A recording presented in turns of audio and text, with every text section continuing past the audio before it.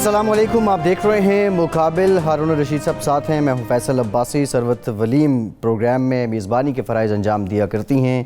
ज़ाती मसरूफियात के बायस वो आज प्रोग्राम में अपने फ़राइज़ अंजाम नहीं दे रही हैं। मैं आपके साथ रहूँगा। आज के प्रोग्राम में कुछ ज़िक्र करेंगे अफ़गानिस्तान की सूरत हाल का। अफ़गानिस्तान में पंजशेर का वो इलाका है, कुछ इतलात मौसूल हो रही हैं कि वहाँ पे अब तालिबान ने कंट्रोल हासिल कर लिया है। ये भी खबर आई है कि अमरुल्लाह साले और अहमद मसूद वहाँ से फ़रार हो गए हैं। इसके साथ साथ जो हालिया स्टेटमेंट है ज़बीउल्लाह मुजाहिद की, उन्होंने कहा है कि अफ़गानिस्तान और अफ़गान अवाम के लिए जो पाकिस्तान की खिदमात हैं वो काबिल सताइश हैं।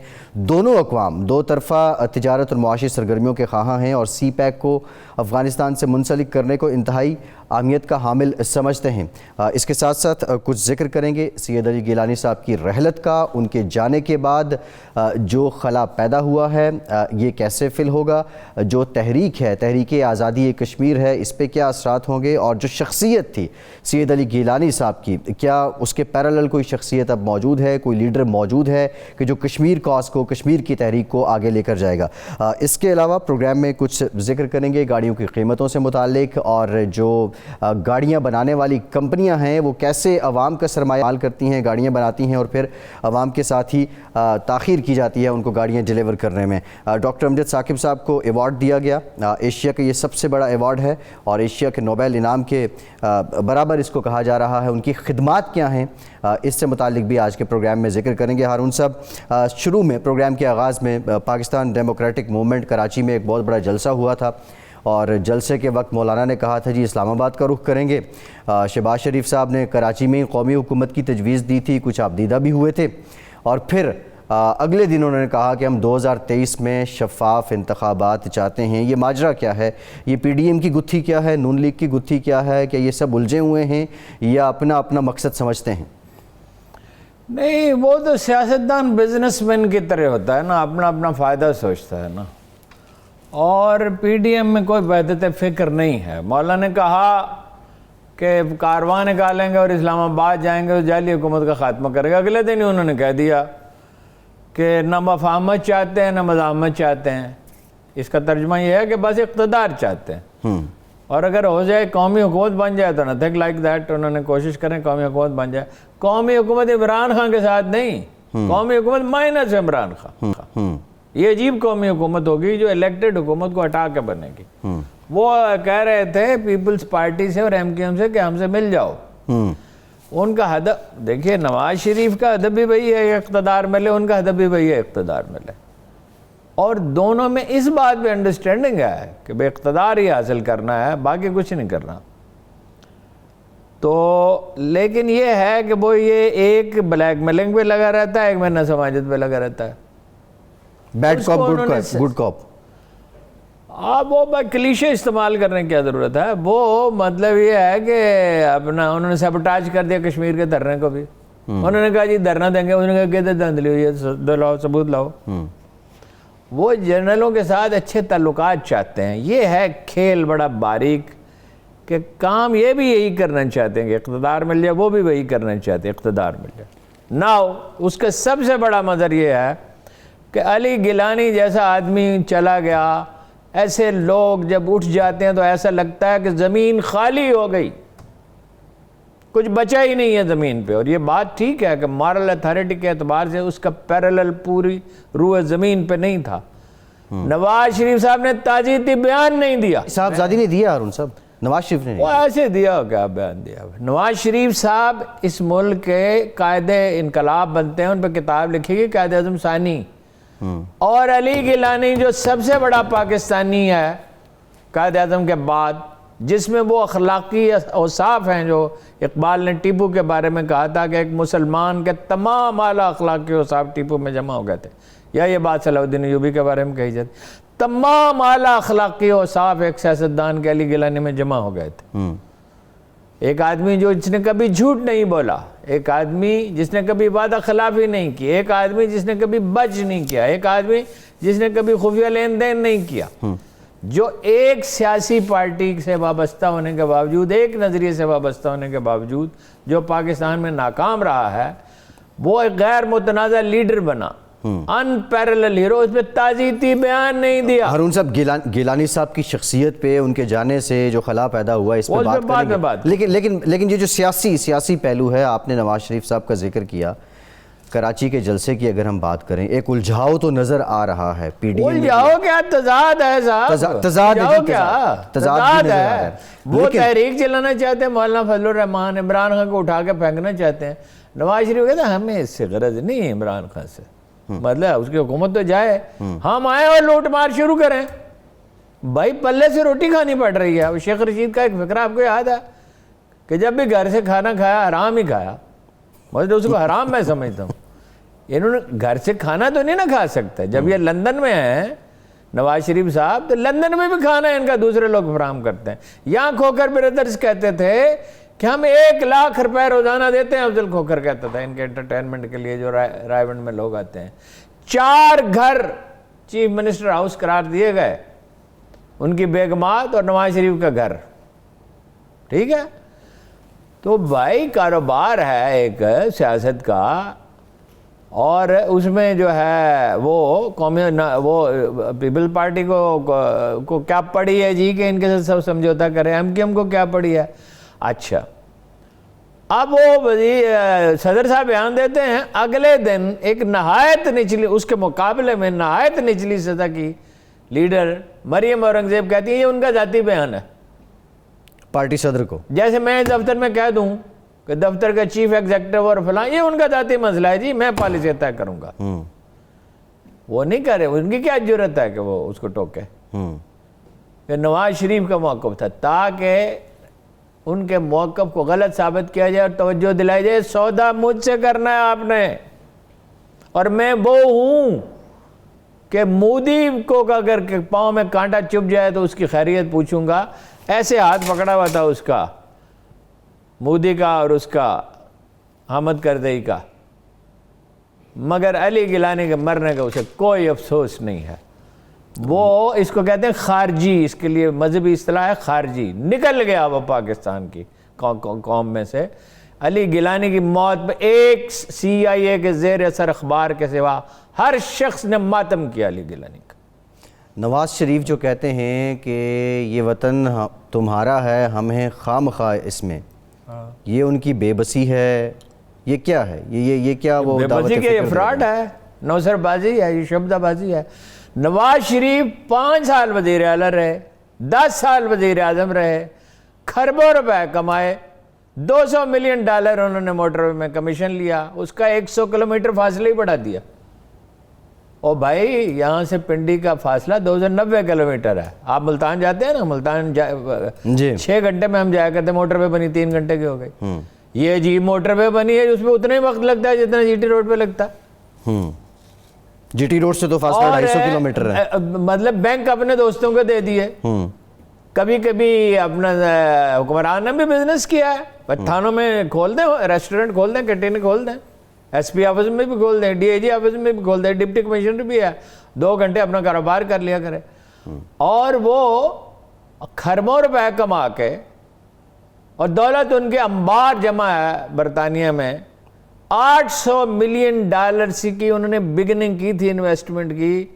जब वो थे, ये खबर पनामा से बहुत पहले मैंने दी थी, $800 मिलियन के, जिस पे शहबाज शरीफ ने मेरे साथ मीटिंग की थी। अब माना था कि पैसे भेजे हैं, मगर ये कहा $30-40 मिलियन भेजे हैं।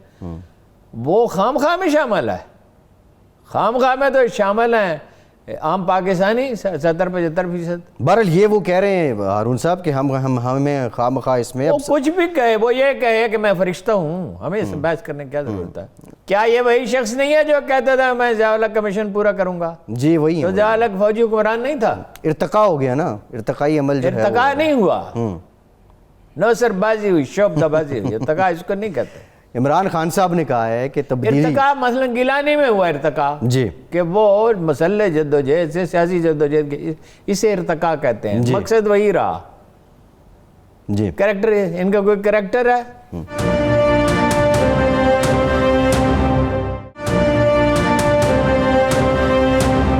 इमरान खान साहब ने कहा है कि तब्दीली बटन दबाने से नहीं आ जाएगी, पहले भी उन्होंने ये बात की थी।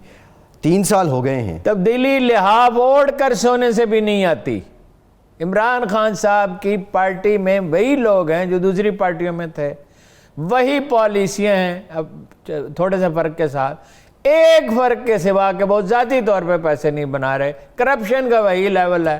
عثمان بزدار جیسے ہمیں لیڈر, عثمان بزدار انقلاب لائے گا؟ یہ تو ایسی بات ہے کہ آپ ڈاکٹر عبد القدیر کو ہٹا کے تو اپنا بنا دیتے ڈاکٹر فردوس عاشق امان کو اٹامک انرجی کمیشن کا چیئرمین. اور فردوس, آپ ہمیں بزدار دیتے ہیں, آپ ہمیں محمود خان دیتے ہیں, آپ ہمیں فیصل بابڈا دیتے ہیں اور کہتے ہیں تبدیلی یس تبدیلی بٹن دبانے سے نہیں آتی, ارتقا ہوتا ہے بتدریج, اینٹ پہ اینٹ رکھی جاتی ہے تو مکان بنتا ہے. یہ دعوے آپ نے کیے تھے کہ 100 دن میں کرپشن ختم ہو جائے گی اور 100 دن کے بعد 90 دن میں کرپشن ختم ہو جائے گی. یہ دعوے آپ نے کیے تھے پھر کہ 6 مہینے میں ہو جائے گا. ہم نے تو کبھی نہیں کہا. ہم تو سونامی اور انقلاب اس وقت بھی آپ کا منع کرپشن کم بھی نہیں ہوئی ہارون صاحب, کم بھی نہیں ہوئی, کرپشن بڑھ گئی ہے, اینڈ یو نو اٹ. تو ابھی ٹائم تو لگے گا نا, تبدیلی کوئی آسان کام 3-4 ہزار سال. اچھا نہیں تبدیلی آئی کون سی ہے؟ نہیں ٹائم لگے گا. کون سی تبدیلی آئی؟ نہیں کوئی تبدیلی نہیں آئی ہارون صاحب, کیا تبدیلی آئی؟ ٹائم کس چیز میں لگے گا؟ ایک آدمی اپنے گھر لیٹا ہوا رضائی لے کے جی, اور 2 قدم وہ چلا نہیں جی, وہ کہتا ہے میں جلدی نہیں پہنچ سکتا. تبدیلی تو نہیں آئی ہے سر. کرپشن کا بازار گرم ہے, اس میں کوئی شک نہیں. کرپشن کا بازار گرم ہے, ابن الوقت اقتدار میں ہے. جی تو سا میں دیکھے تو صحیح کیا ہو رہا ہے. 77 بلین روپیز ایک کانسٹیچوئنسی کے لیے, اور باقی شہروں میں خاک اڑتی ہے. وہ اس نے میر انیس کو کسی نے چڑھایا, وہ ان کے ہم عصر ایک شاعر تھے, فوت ہو گئے, تو انہوں نے کہا کہ آپ ان کے جنازے پہ نہیں گئے. انہوں نے کہا بھائی اطلاع ہی نہیں تھی, 3 دن بعض اوقات بارش ہوتی ہے, پنڈی میں 3 دن بارش ہوتی رہتی ہے, تو اس زمانے میں ٹیلی فون تو نہیں ہوتے تھے. انہوں نے کہا اطلاع نہیں ہوئی, بہت نہایت شائستہ آدمی تھے. پھر دوسرا آدمی آیا, وہ لکھنؤ والوں کا مزاج یہی ہے, چڑھاتے ہیں. تیسرا آیا, چوتھا آیا, 5واں آیا, چھٹا آیا, کئی دن گزر گئے, چھیڑ رہے. ایک نے کہا وہ آپ کے استاد بھی تھے. انہوں نے کہا جی ہاں, میرے ابا نے کچھ غزلیں انہیں دکھائی تھی. نہایت شرافت سے کہا کہ میرے والد گئے گرامی نے جب ہم الہ آباد سے آئے تھے غزلیں دکھائی تھی. انہوں نے کہا کہ خیر مگر ان کی شاعری کے بارے میں آپ کا کیا خیال ہے؟ انہوں نے کہا شاعری تو خیر مگر دل میں خاک اڑتی تھی. مطلب وہ سوز و گداز نہیں تھا جو ایک شاعر میں, اور ٹھیک کہا تھا. بات یہ ہے کہ باقی جگہ خاک اڑ رہی ہے. میں ابھی گیا ہوں سرگودے کے دیہات میں, تو کہیں سڑکیں ہیں ایسی جس کو سڑک نہیں کہا جا سکتا, آپ اس سے گزر نہیں سکتے, آپ کو 5 کلومیٹر کا چکر کاٹ کے جانا پڑتا ہے. اور وہ بھی CNW کا سیکرٹری اتفاق سے ایک بہتر آدمی ہے, تو جو بن رہی ہیں وہ اچھی بن رہی ہیں, ورنہ کیا ہے, ورنہ وہی ٹھیکیداری نظام ہے, وہی لوٹ مار ہے. کیا ہے وہ اس کا جالب کا کہ ہر بلاول ہے دیس کا مقروض, پاؤں ننگے ہیں بے نظیروں کے. وہی حال دن پھرے ہیں وزیروں کے, دن پھرے ہیں فقط وزیروں کے. وزیر ہی مزے کر رہے ہیں نا. ہارون صاحب یہ تو خیر یہ پنجاب کے حالات ہیں, KPK میں بھی حالات, ماں سوائے ہیلتھ سیکٹر کے, وہ جو کارڈ شارڈ آیا اس کے علاوہ کوئی حالات اتنے بہتر نہیں ہیں. صحیح, آپ نے ٹھیک پوائنٹ آؤٹ کیا. ہیلتھ سیکٹر میں اچھے ہیں, کورونا سے فائٹ کیا ہے جی, لیکن تعلیمی اداروں میں خاک اڑتی ہے جی, یونیورسٹیوں میں خاک اڑتی ہے, کوئی بہتری نہیں. ہسپتالوں کا وہی عالم ہے, مریض اسی طرح سے سکتے ہیں, ہر بیڈ پہ اسی طرح 2-2 3-3 مریض پڑے ہوئے. ڈاکٹر ویسے ہی بے رحم ہے, سول سروس اس سے بھی نکمی اور ناکارہ ہو گئی, پولیس اس سے زیادہ غلیظ ہو گئی, FBI اس سے زیادہ تباہ ہو گیا. FBI میں 6ٹھا چیئرمین آیا ہے سر. 6ٹھا کا 12واں آ جائے گا. اب پالیسی کا تسلسل نہیں ہے, یہ وجہ کیا ہے, یہ ایک علیحدہ بحث ہے. کشمیر پہ ذرا مردم شناسی نے ان کو پتہ ہی نہیں. ٹھیک ہے, کچھ تنظیمی مسائل پہ بھی آ جاتے ہیں نا PTI کے. یہ تنویر الیاس صاحب کا کیا مسئلہ ہے؟ ان کے تنویر الیاس صاحب کا مسئلہ یہ ہے کہ یہ میری جیب میں 5 ارب روپے آیا تو مجھے وزیر اعظم ہونے چاہیے جی. تو ان کو پتہ نہیں تھا کہ ایک جہانگیر ترین بھی تھا, ہے جی, ایک علیم خان بھی تھا, تو خان صاحب آنکھیں تو ماتھے پہ رکھنے میں کوئی دیر تھوڑی لگاتے ہیں. اس کا 7-8 آدمیوں کا ایک فارورڈ بلاک اس نے بنایا ہوا ہے, وہاں تو فارورڈ بلاک بنتے ہیں نا. دیکھیے فاروق حیدر کے خلاف پرویز رشید نے تحریک عدم اعتماد کے لیے بڑی کوشش کی, کیونکہ وہ فاروق حیدر اس طرح کا آدمی نہیں ہے کہ پرویز رشید اس نے فون کر کے کہا کہ فلاں خاتون کو ایم این اے بنا دے. میاں صاحب نے کہا, اس نے کہا میاں صاحب کو میرے ٹیلی فون نمبر کا نہیں پتا, میاں صاحب مجھے حکم دے, میرے لیڈر ہیں. پرویز رشید صاحب چونکہ موقع سے فائدہ اٹھانے کا کوئی ہاتھ سے نہیں جانے دیتے, اور یہ شاہ محمود قریشی اور پرویز رشید کے مشترکہ خصوصیت ہے کہ فلاں خاتون کا ایم این اے بنا دیا جائے, فلاں آدمی کو فلاں کو ٹکٹ دے دیا جائے, فلاں. ہاں جی, ایک جیسے سازشی ہیں. پرویز رشید سے جان چھوٹی ہے تو ادھر شاہ محمود موجود ہے, ملتان میں ویسی سازشیں کرتا ہے. تو اس کے خلاف تحریک عدم اعتماد کے لیے کوشش کرے. تنویر الیاس وہی کوشش کرے گا اگر اسے موقع ملا. نیازی کے خلاف, وزیر اعظم کے خلاف, اور کس کے خلاف کرے گا؟ تو یہ نہیں, آپ کیا کہہ رہے ہیں کہ کشمیر میں ابھی پھر سے کوئی ہلچل ہو جائے گی اور یہ سارے اگر اسے موقع ملا, کیونکہ وہ سینئر وزیر کیا ہوتا ہے؟ سینئر وزیر ایک وزیر ہوتا ہے. جیسے نہیں آپ لوگ لکھ دیتے سینئر تجزیہ کار, وہ سینئر کیا ہوتا ہے؟ وہ تجزیہ کار ہوتا ہے. سینئر شاعر کیا ہوتا ہے؟ یا وہ شاعر ہوتا ہے یا نہیں ہوتا؟ یہ تو کوئی معاملہ ہی نہیں ہے. ان کے تو چاہنے والے جو صحافی تنویر الیاس صاحب کے چاہنے والے, وہ تو سینئر موسٹ وزیر لکھ رہے ہیں. اب نہیں, سینئر موسٹ کیا, اس کو ایک عظیم سینئر موسٹ 2-4 ایڈجیکٹو. یہ مولویوں کے نہیں دیکھتے آپ, شیخ المشائخ, زبدۃ العلماء, فلاں فلاں. ہیں جی, تو اپنا جو ہے جو آئنسٹائن کے ساتھ کبھی آپ نے کوئی لقب دیکھا؟ نہیں, ناٹ ایٹ آل. جو یہ ان کو کیا کہتے تھے اپنا, ان کو ادراہ اکرام کہہ دیتے تھے فاروق حضرت عمر کو, کہ بھئی یہ امتیاز کرتے ہیں سچ اور جھوٹ میں, جی, غلط اور صحیح میں. راجہ فاروق حیدر صاحب جو ہیں, سابق وزیر اعظم آزاد کشمیر, ابھی ان کی پارٹی کے اندر پوزیشن کیا ہے؟ کیا حالات؟ پارٹی میں پوزیشن یہ ہے, یہ پہلے بھی نہیں ان کو بنانا چاہتے تھے نواز شریف صاحب. جی, مجھ سے ایک مسلم لیگ لیڈر نے پوچھا کس کو بنائے؟ میں نے کہا جو پاپولر ہے. اس میں پوچھنے کی کون سی بات ہے؟ ایک دفعہ عمران خان صاحب نے مجھے پوچھا, الیکشن جیت چکے تھے, وہ کاڑا میں کس کو ٹکٹ دیں؟ میں نے کہا بھائی جو پاپولر ہے, سروے کرائیں. اس میں فلسفیانہ بحث کہاں سے در آتی ہے؟ میں نے کہا فاروق حیدر نوجوانوں کا ہیرو ہے, وہ اب تھا, اب نہیں ہے. جی, اس وقت تک اس پہ کوئی داغ دھبا نہیں تھا. اب الزامات ہیں, صحیح ہے غلط, اللہ وہ تو تحقیقات سے ہی پتہ چلتا ہے نا. اب اس پہ الزامات ہیں, پھر الیکشن ہار گئے, اور ناکامی سے بدتر تو کوئی چیز نہیں دنیا میں. ناکامی کا تو کوئی وارث نہیں ہوتا. تو اب ان کے خلاف بھی ہو رہا ہے.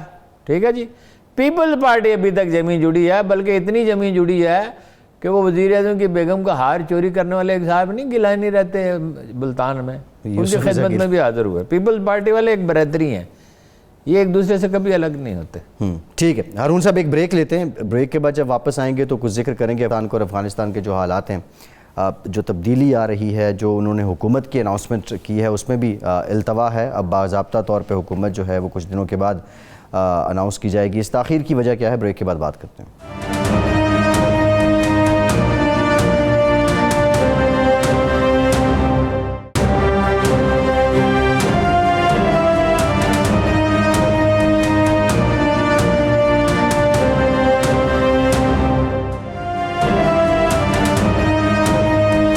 بریک کے بعد ایک بار پھر سے آپ کو خوش آمدید کہیں گے. ہارون صاحب افغانستان کے معاملے پہ بات کریں گے, لیکن اس سے پہلے آپ نے ایک پروگرام میں ذکر کیا جنرل بلال صاحب سے متعلق. آپ نے کہا کہ انہوں نے دہشت گردوں کو مارا. ایک کامن جو سوال پوچھا جا رہا ہے کہ کیسے لوگوں کو مار دیا. لوگ یہ کہہ رہے ہیں کہ ذرا یہ وضاحت کر دیں کہ کیسے انہوں نے جو لوگ مارے وہ کیا ماورائے عدالت تھے یا بنیادی ریزن کیا تھی, وضاحت ذرا اس کی کر دیں. انہوں نے ٹیررسٹوں کو مارا. اگر ماورائے عدالت کوئی واقعہ ہوا ہوتا تو کوئی عدالت میں نہ چلا جاتا, کوئی اخبار میں مضمون لکھتا. تو جو لوگ قتل ہوئے وہ ٹیررسٹ سے. دیکھیں ڈاکٹر شعیب سڈل نے جب کارروائی کی تھی, جی, ایک واقعہ ہو گیا تھا کہ 4 آدمی اسلام آباد میں کہا جاتا تھا کہ لا کر مار ڈالے گئے. تو انہوں نے کہا عدالت میں, آپ کو پتہ ہے نا ان کو گرفتار کر لیا گیا, نظر بند کر دیا تھا. انہوں نے عدالت میں وکیل بھی نہیں کیا, he was absolutely clear. انہوں نے کہا میں نے ٹیررسٹوں کو مارا، اگر اس کے سوا کوئی شخص قتل کیا ہے تو وہ جس نے قتل کیا اس سے پوچھا جائے. جی وہ جنرل نذیر اللہ بابر پہ الزام لگایا جاتا تھا، کہا جاتا ہے کہ وہ بھی ٹیررسٹ ہی. جی جنرل بلال ایک نہایت ذمہ دار، اور جب تاریخ لکھی جائے گی تو یہ لکھا جائے گا کہ کراچی کو انہوں نے ٹیررزم سے نجات دلائی. ان سے پہلوں نے بھی کام کیا جی لیکن سب سے زیادہ کنٹریبیوشن ان کا ہے. تو کوئی شکایت ان سے یہ کبھی نہیں کی گئی. مجھے یاد ہے کہ میں نے جنرل کیانی صاحب سے پوچھا، ان کے بارے میں کبھی کوئی شکایت نہیں کی گئی. جی میں نے جنرل کیانی صاحب سے پوچھا وہ چیف بنیں گے، اپنا پروموٹ ہوں گے؟ انہوں نے کہا وہ نہیں ہوگا تو ہوگا کون. اچھا صحیح ہے، ٹھیک ہے. اچھا ہارون صاحب، افغانستان انہوں نے کبھی قانون کی خلاف ورزی نہیں کی. He was a very very hard working person. 8 بجے وہ دفتر میں ہوتے تھے جی اور رات کو 1 بجے کام کر رہے ہوتے تھے. میں اس وقت ریگولرلی کراچی جاتا تھا، اور مطلب پرانے تعلق کے باوجود جب وہ ینگ آفیسر سے اس وقت سے میں انہیں جانتا تھا تو ان سے ملاقات مشکل ہوتی تھی، باوجود اس کے کہ ان کے خاندان سے میرے مراسم تھے. مجھے تو صرف یہی پوچھنا ہوتا تھا کہ کیا ہو رہا ہے شہر میں، ٹھیک ہے. کیا ٹیررزم کے بارے میں. افغانستان ایک تو التوا جو ہے اب مؤخر حال حکومت سازی جو ہے اس کا اعلان نہیں کیا گیا. ریزن کیا ہے؟ اشرف غنی کی باقیات سمیٹنے میں، انتظامات کو کچھ لائن اپ کرنے میں وقت لگ رہا ہے، یا عموماً جو ہوتا ہے کہ جب اقتدار آ رہا ہوتا ہے تو اختلاف بھی بن جاتے ہیں؟ نہیں، کئی پہلو ہو سکتے ہیں نا، ہم بہت ڈیٹیل سے واقف نہیں ہیں. بات یہ ہے انہیں تو ابھی کابل میں داخل ہی نہیں ہونا تھا. دیکھیے دوحہ مذاکرات کے پیپرز کبھی چھپیں گے، جی اس میں کچھ مذاکرات، کچھ معاہدہ خفیہ بھی ہے. ایگزیکٹلی. اس میں سے ایک یہ بات جو منظر عام پہ آئی ہے وہ یہ ہے، اس لیے کہ رفتہ رفتہ چیزیں لیک ہوتی ہیں. 6 مہینے تو انہیں داخل ہی نہیں ہونا تھا. وہ تو صوبوں پہ بھی نہیں قبضہ کر رہے تھے. وہ تو اشرف غنی بھاگ گیا تو پھر خلا تو نہیں رہ سکتا نا. جی اس لیے حکومت کی دوسری بات یہ ہے کہ حکومت میں پارٹیوں میں گروپ ہوتے ہیں. یہ ضروری نہیں ہے کہ گروپ وہ پاکستان کی طرح ہوں یا انڈیا کی طرح ہوں. ہر ملک کا اپنا ایک ماحول ہوتا ہے. اس میں پسند ناپسند تو کم از کم ہو سکتی ہے نا، کہ یہ بیٹر ایڈمنسٹریٹر ہوگا، یہ بیٹر ہوگا. تو اس میں ظاہر ہے وقت لگے گا، اور اچھا کر رہے ہیں، بجائے اس کے کہ ایک آدمی کو بنا دیں اور کل اختلافات شروع ہو جائیں. انہوں نے کچھ عہدے تو دے دیے جس میں کوئی اختلاف، ستانک زئی کو وزیر خارجہ بنا دیا، کچھ گورنر بنا دیا، کسی کو کچھ وزیر تعلیم لگا دیا، کچھ اور. جی یعنی اس پہ کوئی انڈرسٹینڈنگ ہو گئی. ایک نظریاتی گروہ کو اپنے اندر ہم آہنگی برقرار رکھنے کے لیے فیصلے میں تھوڑی سی تاخیر ہو جائے، زیادہ تاخیر نہ ہو، تو ممکن ہے ملا عبدالغنی برادر پہ اتفاق رائے نہ ہو، ملا برادر پہ اتفاق رائے نہ ہو اور کسی اور پہ اتفاق رائے ہو جائے. لیکن وہ ایسا لگتا ہے کہ ایران جیسا سسٹم ہوگا کہ وہ جہاں جیسے وہاں ایک سپریم لیڈر ہے تو ملا ہیبت اللہ جو ہیں وہ سپریم لیڈر ہوں گے. لیکن اصل خبر کی بات تو آپ نے پوچھی نہیں کہ وہ پنجشیر میں کیا ہو رہا ہے. نہیں میں اس طرف آ رہا تھا. پہلے میں ذرا ان کی جو طرز حکومت ہے وہ کیا ہوگا اس پہ بات کرنا چاہ رہا تھا. اور ان سے پنجشیر میں اطلاعات جو رپورٹ ہو رہی ہیں، عالمی میڈیا بھی رپورٹ کر رہا ہے کہ طالبان نے وہاں پہ کنٹرول کر لیا ہے خاصی حد تک. لیکن یہ مزاحمت سے ہی معاملات اس طرف ہی کیوں جا رہے ہیں، اور بالخصوص پاکستان کے کردار کی خاصی بات کی جا رہی ہے. مزاحمت تو کوئی نہیں ہو رہی سر. پھر بھی دیکھیں وہ پہلا دور تو ان کا مذاکرات کا ناکام ہوا ہے نا. اب اس کے بعد ہی تو طالبان کی پیش قدمی ہو رہی ہے. پہلے دور کو بھول جائیں. جی اب جب سورج چڑھ آئے تو رات کا کیا مذکور ہے. وہ ٹھیک ہے. بات یہ ہے کہ بائی آل مینز وہ فتح حاصل کر چکے ہیں. وہ کنسالیڈیٹ کرنے میں 6 گھنٹے لگتے ہیں یا 6 دن لگتے ہیں یا 6 ہفتے، آئی ڈونٹ نو. جل بھی چکے پروانے، ہو بھی چکے رسوائی، اب خاک اڑانے کو بیٹھے ہیں تماشائی. امراللہ صالح نے کیا کہا تھا؟ میں جان دے دوں گا. وہ سنا فرار ہو گیا. وہ کہاں ہے؟ فرار ہو گیا. وہ کہہ رہا ہے بجلی نہیں، انٹرنیٹ نہیں ہے. او بھائی صاحب، بجلی انٹرنیٹ نہیں ہے تو آگے میسیجز کیسے آ رہے ہیں؟ وہ بھاگ گیا ہے، اور موسٹ پروبیبلی ہی از ان تاجکستان. جی ٹھیک ہے. بہت شور سنتے تھے پہلو میں دل کا، جو چیرا تو ایک قطرہ خون نہ نکلا. تاجکستان سے اسلحی مدد مل رہی تھی, آبویسلی انڈیا بھی کر رہا ہوگا اور بھی کر رہے ہوں گے, وی کین گیس کون کون کر رہا ہوگا ماضی کی. لیکن پنشیر جو ہے ایک تو وہ اس کے بہت سے حصوں میں داخل ہو چکے ہیں. پاکستانی حکومت اسٹیبلشمنٹ نے بہت کوشش کی صلح کی, اور کرنی چاہیے, اور اب بھی کرنی چاہیے. اب بھی اگر کوئی مسالت ہو فائنلی, آخر میں کیا ہوتا ہے, آخر میں بات چیت ہی ہوتی ہے نا. افغانستان میں کبھی کوئی مضبوط مرکزی حکومت نہیں ہوگی, اگر کوئی بنائے گا تو حماقت کرے گا. علاقائی جو خود مختاری ہے وہاں پہ قبائلی انداز کی ہے, مختلف ہے, ٹھیک ہے نا جی. اور وہ جو علاقائی خود مختاری ہمیشہ دانا لوگوں کا کام ہے. عثمان بزدار جیسے لوگوں کو وزیر اعلیٰ بنانا جن کو مرکز سے ریموٹ کنٹرول کیا جائے, یہ دانا لوگوں کا کام نہیں ہے.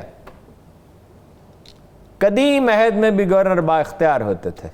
جی ٹھیک ہے, آپ نے ہارون صاحب وہ دیکھیے خود مختاری تو ہوگی, بلکہ عبداللہ حکمت یار کرزئی کے لوگ بھی حکومت میں شامل کیے جائیں گے. دیکھیں ان لیڈروں کو یہ زیبا نہیں ہے, وہ جو لوگ منصب صدارت پہ رہ چکے ہیں, اور حکمت یار دیر واز اے ٹائم کے افغانستان کا سب سے پاپولر لیڈر تھا, لیکن ان کے لوگ شامل کیے جائیں گے. پھر ہزارہ جات, ترکمان, تاجک, نورستانی, سب قومیتوں کو حصہ دیا جائے گا. خواتین کے حوالے سے کیا ہوگا؟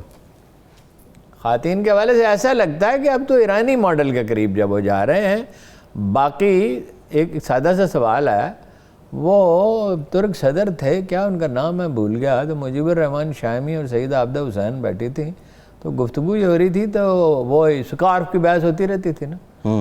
تو انہوں نے سیدہ عابدہ حسین نے کہا کہ یہ میرے سر پہ اسکارف پہنانا چاہتے ہیں, مجیب شامی کی طرف اشارہ کر کے. انہوں نے کہا نہیں, میں آپ کو اسکارف نہیں پہننا چاہتا, میں یہ چاہتا ہوں کہ جو پہننا چاہے وہ پہن لے, یہ تو آپ کی مرضی ہے نا. جی تو میرا خیال ہے کہ ایرانی ماڈل کے قریب جا رہے ہیں کہ بھائی سر ڈھانپ لیں. مطلب پہلے بھی مجاہدین جب گئے تھے نا, اب انہوں نے بھی سیکھا, پہلے تو یہ بہت سخت تھے کہ انہوں نے کہا کیا کیا تھا, ایک انہوں نے ایرانیوں کی طرح کہا نکٹائی نہ پہنے, جسے وہ سمبل سمجھتے ہیں اس کا برطانیہ کا, جو بات صحیح نہیں ہے. ویسے ٹائی ترکوں کی ایجاد. یہ امریکہ بطور سپر پاور کتنا کمزور ہوا ہے, اور بہت ابھی اس کے بہت پہلو ہیں. دیکھیں جو اس نے یہ کہہ دیا نا ذبیح اللہ مجاہد نے کہ چین کی سرمایہ کاری کو ویلکم کرتے ہیں, تو جواب مل گیا نا. وہ جو ساسے منجمد کیے تھے, جرمنی کل کہہ رہا تھا کہ اگر شریعت نافذ کی تو پیسے نہیں دیں گے, اب $500 ملین دینے کے لیے تیار ہیں. ہالینڈ, جرمنی اور برطانیہ کے وزرائے خارجہ یہاں آئے, چیف سے ملے, وزیر اعظم سے ملے, چیف سے ملے, وزیر خارجہ سے ملے. امریکہ کہہ رہا ہے کہ ہم وہ انگیج ہیں ان کے ساتھ, یورپی یونین انگیجڈ ہے, برطانیہ انگیجڈ ہے. طالبان کو تسلیم کر لیا جائے گا. طالبان بھی ہوش مندی کا مظاہرہ کر رہے ہیں, اور اس سے زیادہ ہوش مندی کا مظاہرہ کرنا چاہیے. آج کی دنیا میں نہ معیشت چل سکتی ہے, نہ سیاست چل سکتی ہے دنیا سے الگ ہو کر. تو میرا یہ خیال ہے کہ جلد ہی کچھ ممالک انہیں تسلیم کریں گے, اور پاکستان بہت حکمت کا مظاہرہ کر رہا ہے کہ تنہا نہیں تسلیم کر رہا, بلکہ یہ چاہتا ہے کہ بہت سے ممالک ایک ساتھ تسلیم کریں. اب امریکہ کو خفت میں اٹھانے رہ گئی وہ سپر پاور, تو وہ تو ابھی ایک اپنا ایک اعلیٰ برٹش ملٹری آفیسر نے کہا کہ نو مور اے سپر پاور, یعنی ابھی ان کی بالادستی اکانومی تو اب بھی ان کی بڑی ہے چین سے, یا برابر ہوگی. ابلاغی کمیونیکیشن کی دنیا پہ ان کی دسترس ہے, مالیاتی اداروں میں ان کی سیاسی طور پہ ابھی وہ طاقتور ہیں. لیکن زوال کا آغاز ہو گیا. وہ کہا, ایرانی شاعر آیا تو اس نے کہا کہ مغل بادشاہ نے ان سے پوچھا کہ تمہارا بادشاہ بڑا ہے یا ہم بڑے؟ اس نے کہا جی کیا موازنہ, آپ بدر ہیں وہ ہلال ہے. وہ واپس گیا تو اس نے ایرانی بادشاہ نے اسے پوچھا بدبخت تو نے وہاں یہ کہہ دیا؟ اس نے کہا بدر گھٹتا جاتا ہے, ہلال بڑھتا جاتا ہے. ٹھیک ہے نا. ایشیا کا دور شروع ہو گیا. جاپان خود ایک بہت بڑی طاقت ہے, اور ضروری نہیں ہے کہ جاپان کے اور ان کے تعلقات ہمیشہ کشیدہ رہیں گے. وہ جو کھیل تھا نا, امریکہ, آسٹریلیا, جاپان, اپنا انڈیا, یہ جو 4 ملک ہیں یہ مل کے دنیا کا نظام چلائیں گے، وہ کھیل ختم ہو گیا۔ صحیح۔ انڈیا اس سارے سینیریو میں اور جو بھارتی میڈیا پہ ہو رہا ہے وہ آپ کے سامنے ہم بھارتی میڈیا کے رویے میں تبدیلی آ رہی ہے، جی اب وہ انگیج کرنے کی کوشش کر رہے ہیں۔ ہندو بڑا سیانہ ہے، $3 بلین کی انویسٹمنٹ کر کے اتنا شور مچا رہے تھے جیسے $100 بلین۔ وہ کیا کہا تھا ڈونلڈ ٹرمپ نے؟ ہماری 5 گھنٹے کے انویسٹمنٹ کے برابر انویسٹمنٹ کر کے اس کے ناز کر رہے ہیں۔ 5 گھنٹے کی، ایک دن میں $30 کروڑ افغانستان میں امریکی خرچ کرتا تھا، ایک دن میں $30 کروڑ۔ ٹھیک ہے، تو وہ دوبارہ پھر سے مرسنریز ہر کہیں اویلیبل ہوتے ہیں، دوبارہ پھر سے ان سے رابطہ کریں گے، ان کو ایلور کرنے کی کوشش کریں گے، ان کو راغب کرنے کی کوشش کریں گے، ان کو مدد کی پیشکش کریں۔ آبویسلی ان کی اکانومی ہم سے تو بڑی ہے نا، لیکن ابھی تو لوگ پاکستان ہی آئیں گے۔ ان کو تسلیم کرنے میں بھی کچھ پہل کرے گا انڈیا؟ تسلیم جو بھی اگر کر پالیسی شفٹ ان کا they آپ can جو do بات کر رہے anything، ہیں۔ جو چیز انہیں سوٹ کرتی ہوگی۔ وہ چانکیہ کوٹلیا کے شاگرد ہیں، دیکھو نا اس نے داڑھی، اور دیکھو سامنے دیکھو، داڑھی اتنی بڑی بڑھا لی۔ سیاستدان تو ایک کاروباری آدمی کی طرح ہوتا ہے، جو چیز اسے پاپولر کرتی ہے، جو چیز اسے فائدہ دیتی۔ لیکن انڈیا بہت بڑی غلطی کر چکا، یعنی انہوں نے سمجھا کہ اشرف غنی تا قیامت رہے گا۔ یہ جب جذبات، دیکھیں ساری خرابی تجزیے سے پیدا ہوتی ہے۔ جب انہوں نے سمجھا نا کہ امریکی رہیں گے تا قیامت یا ان کے پروردہ رہیں گے، تو وہ اس کا مطلب یہ تھا کہ افغانستان کو سمجھتے نہیں کہ افغانستان کتنا قدامت پسند ہے، جی کتنا شدید قبائلی ہے، اور کسی قوم کے اجتماعی مزاج، کوئی قوم اپنے اجتماعی قوموں کا مزاج صدیوں میں بنتا ہے اور دفعتاً نہیں بدلتا، ایک ہسٹوریکل پروسیس میں بدلتا ہے۔ اشرف غنی جو چھوڑ گئے ہیں، جو انفراسٹرکچر وہاں پہ بنا ہے، جو اسکول، اسپتال، طالبان اس سے کس حد تک فائدہ اٹھائیں گے؟ اور جب 90 کی دہائی میں طالبان قابض یہ ہوئے کیا وہ جو چلے گئے، وہ تو مطلب یہ تاریخ کا رزق ہو گئے، کوڑے دان میں پڑے ہیں۔ ہم نے اب کچھ کھانا منگوایا تھا، اب وہ کوڑے دان میں پڑا ہے۔ اشرف غنی کون ہے؟ میں اشرف غنی کی بات نہیں کر رہا، نہیں، وہ تو قصہ ختم ہو گیا، قصہ ختم ہو گیا۔ جو اس وقت وہاں پہ انفراسٹرکچر بنا گئی ان کی حکومت، وہاں پہ اسپتال ہیں، وہاں پہ اسکول ہیں، بچیاں وہ امریکہ نے بنایا، اشرف غنی نے نہیں بنایا۔ امریکہ، اس سے طالبان کو خاصی ایک طرح سے سپورٹ تو ہے نا؟ نہیں، مطلب معاشرے میں سپورٹ کیا ہے؟ ان کو طالبان کو تھوڑی سپورٹ ہے، وہ تو معاشرے میں تبدیلی تو آ گئی نا۔ 39% ویمن آر وہ اسکولوں میں اور کالجوں میں اور یونیورسٹیوں میں، اور مردوں کی تعداد آبویسلی سے 5% ہوتا تھا ریشو۔ تبدیلی کا عمل شروع ہو گیا، لیکن کتنا وقت لے گا؟ کہ فطری پروسیس ہے، یہ گندم کا کھیت ہے، اس کو اپریل میں پکنا ہے۔ ابھی گندم ہوگا ہی ہے نا، ابھی تو نہیں، ابھی تو بوئی نہیں، کہ نومبر میں بوئی جائے گی، تو وہ اپریل میں پکے گی۔ اگر کوئی یہ کوشش کرے کہ ہیٹر لگا کے تو اس کو دسمبر میں پکانے لگے، اپنا 1 ہفتہ پہلے بھی پکا لے تو وہ نہیں ہو سکتا۔ یہ ایک نیچرل پروسیس ہے، ٹھیک ہے، اور یہ تاریخی اعتبار سے یہ اتنا پیچیدہ پروسیس ہے، اس پہ کبھی حکم لگایا ہی نہیں جا سکتا۔ ٹھیک ہے، ٹھیک ہے۔ اور ان سب ایک بریک لیتے ہیں، بریک کے بعد جب واپس تو ذکر کریں گے سید علی گیلانی کا۔ ہمارے ساتھ رہیے۔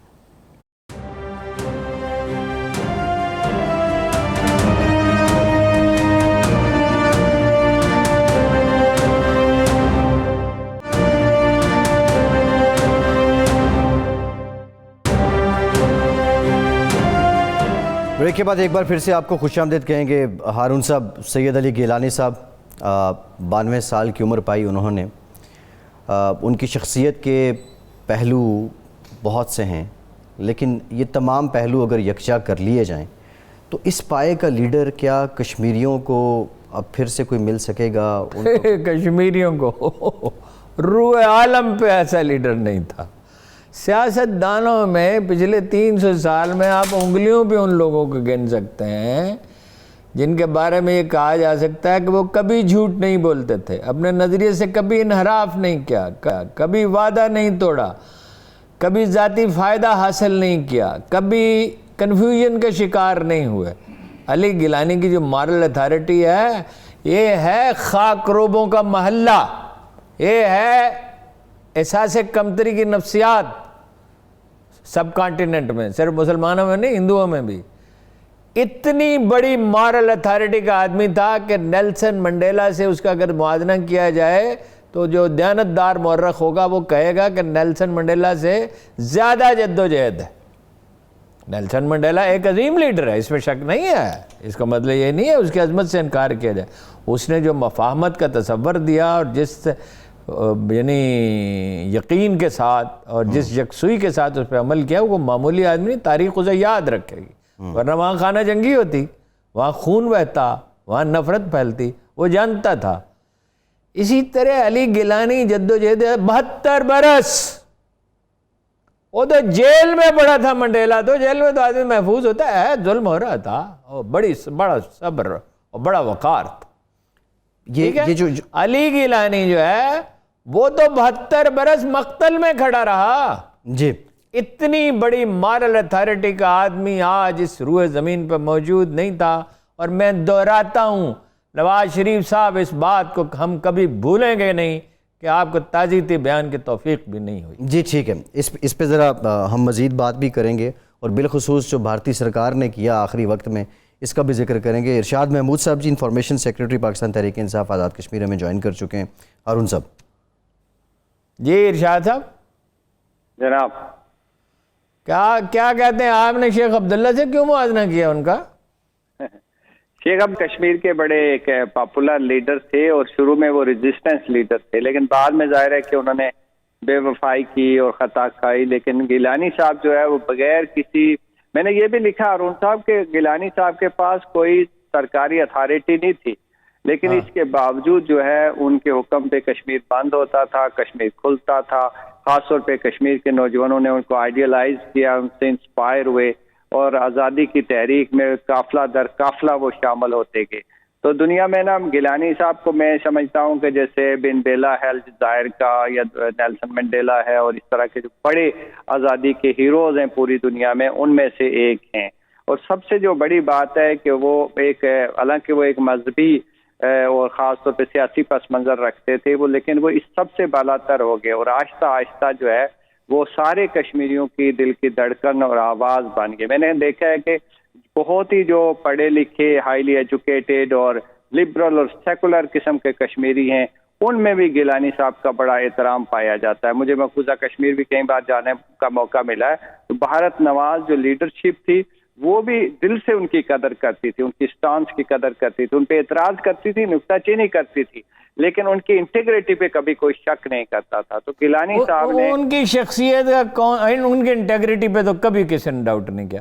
ان کی شخصیت کا کون سا پہلو آپ کو بہت دلکش محسوس ہوتا ہے؟ ان میں اور بھی بہت سے کہا جاتا ہے کہ بہت غیر معمولی محاسن کے آدمی تھے، تو کون سا پہلو آپ کو زیادہ دلکش لگتا ہے؟ دیکھیے کشمیر میں اگر جب بھی آپ داخل ہوتے ہیں نا، آپ کو ایسا لگتا ہے کہ آپ کسی فوجی بیرک میں یا کسی بڑی جیل میں آ گئے، اس لیے اس کو کیا کہا جاتا ہے کہ اوپن سکائی جیل ہے. تو وہاں ایک اتنی بے خوفی کے ساتھ اور اتنی جرت کے ساتھ بات کرنا، اپنے موقف کو دہرانا، پاکستان کی بات کرنا، اسلام کی بات کرنا، ہندوستان کو چیلنج کرنا، یہ بہت غیر معمولی وہ صفات اور خصوصیات تھی جو علی گیلانی میں تھی، جس نے ان کو باقی اپنے تمام ہم اثر لوگوں کے سے ممتاز کیا. دوسری بات یہ تھی کہ گیلانی صاحب جو بات سری نگر میں کہتے تھے وہی جموں میں بھی کہتے تھے، وہی سری نگر میں وہی دلی میں بھی کہتے تھے. تو وہ اپنے ایک سٹانس پہ پوری زندگی اس پہ قائم رہے. انیشلی اگر آپ کو پتہ ہو شاید ہو کہ ارلی 90s میں انہوں نے ہندوستان کے ساتھ بات چیت کا ایک دروازہ کھولا تھا، لیکن رفتہ رفتہ وہ اس بات پہ قائل ہو گئے کہ ہندوستان جو ہے وہ کشمیر میں بات چیت کے ذریعے مسئلے کا کوئی حل تلاش نہیں کرنے پہ آمادہ، بلکہ وہ چاہتا ہے کہ اس سے کوئی وقت حاصل کیا جائے اور کشمیریوں کے آہستہ آہستہ تحریک کو کمزور کیا جائے. تو پھر وہ اپنے ایک سخت گیر اور بے لچک موقف پہ کھڑے ہو گئے. تو ان کی جو ڈیفائنس تھی ہارون صاحب، اسی نے ان کو مقبوضہ کشمیر میں تمام طبقات خاص طور پہ نوجوانوں کا لیڈر بنایا. لیکن آپ تو ان کو جانتے تھے نا، ان میں مثلا ان کے یہ جو پہلو ہے ان کی شخصیت کا جو قائد اعظم سے مطابقت رکھتا ہے کہ وہ کبھی کوئی وقت ضائع نہیں کرتے تھے. کیا اس پہ آپ تبصرہ کریں تھوڑا سا؟ مہمان نواز بہت تھے، ان میں ترتیب مرتب بہت تھے، قائد اعظم ہی کی طرح واک کرتے تھے باقاعدہ، حتیٰ کہ جیل کی کوٹھڑی میں بھی 4-5 کلومیٹر پورا کر لیتے تھے. یہ جو ان کے پہلو اخلاقی پہلو ہیں شخصیت کے، ان کی دینداری، ان کی عبادت گزاری، ان کی تسبیح گزاری. ملنے ان کے گھر بھی گیا 2-3 بار، اور اس کے علاوہ بھی ان سے بات ہوئی. وہ ایک بہت ہی مرتب شخص تھے، کوئی ٹائم ضائع نہیں کرتے تھے. میں نے ان کا گھر دیکھا، گھر میں ان کا دفتر دیکھا جس میں بے پناہ رسائل و جرائد، ایون پاکستان سے وہ اخبارات منگواتے تھے. پھر ان کے پاس کتابیں بے شمار تھی، شاعری کا ان کا بڑا عمدہ ذوق تھا، اور ہزاروں اقبال کے، میر کے، غالب کے شعر انہیں زمانے یاد تھے. جی اپنی تقریروں میں وہ ان کو دہراتے تھے. قرآن کی آیات و حدیث وہ پڑھتے تھے. اقبال سے بہت، علامہ اقبال سے ان کا جو غیر معمولی شغف ہے. خیر میں اس کے واقعہ میں بیان کرتا ہوں. بہت شکریہ آپ کا. یہ تو ایسا موضوع ہے، اس پہ بات ہوتی رہے گی، اور آپ کو چاہیے کہ ان کی بائیوگرافی لکھیں. گیلانی صاحب سے متعلق ہارون صاحب وقت تو کم پڑ ہی جائے گا. ایک اور اہم معاملہ ہے، آپ ذرا بزدار صاحب کا ذکر کر رہے تھے، آپ عوام کی بھی بات کر رہے تھے. یہ شور تھا کہ گاڑیوں کی سیل بڑی بڑھ گئی ہے اور بڑا اس کا پرچار بھی ہوا ہے. کوئی کلیکٹیولی 10,000 گاڑیاں بنانے کی استعداد ہے پاکستان میں جو کمپنیاں کام کر رہی ہیں، اور 20,000 سے زائد کے قریب بکنگز کر لی گئی ہیں. یہ کیا ریزن ہے؟ وہ لوگ ریزن بڑی سمپل ہے. وزیر کون ہے؟ پروڈکشن کے جو وزیر ہیں اپنے. کون ہے یہ؟ اس وقت میرے خیال اماد صاحب ہیں. نہیں، وہ خاتون بلوچستان کی زبیدہ جلال صاحبہ. تو آپ کیا توقع رکھتے ہیں؟ جی، بریف کیس روپوں سے بھرے ہوئے لے جائے جاتے ہیں اسلام آباد. سول سرونٹ سے اپنی مرضی کی سمریاں لکھوائی جاتی ہیں، اور اپنی مرضی کی قیمت مقرر کرائی جاتی ہے. جس گاڑی کی قیمت 10 لاکھ ہونی چاہیے اس کی 15 لاکھ ہوتی ہے، جس کی 15 لاکھ ہونی چاہیے اس کی 20 لاکھ ہوتی ہے، جس کی 25 لاکھ اس کی 30 لاکھ ہوتی ہے. 8 مہینے کے بعد گاڑی ڈیلیور کی جاتی ہے. دراصل وہ آپ کے سرمایہ سے گاڑی بنا کے آپ کو دیتے ہیں، اور اس میں آپ کو پتہ ہے بہت سی کمی بھی ہوتی ہے. مطلب یہ کہ بہت سے سسٹمز اس میں ہوتے ہی نہیں ہیں جو دوسرے ملکوں میں نہیں ہوتا. جی ٹھیک ہے. ہارون صاحب وہ لوٹ ایک پڑی ہوئی ہے جی، اور پوچھنے والا کوئی نہیں. اور خان صاحب کہتے ہیں کہ بٹن دبانے سے انقلاب نہیں آتا. بٹن دبانے کا تو کوئی مطالبہ ہی نہیں کر رہا. آپ سے کہہ رہے ہیں رضائی سے باہر نکلیں، ایک قدم تو چلیں. کل اس پہ ڈیٹیل بات کریں گے. ہارون صاحب پروگرام کا وقت ختم ہو گیا. بہت شکریہ آپ کا. آج کے پروگرام سے اتنا ہی.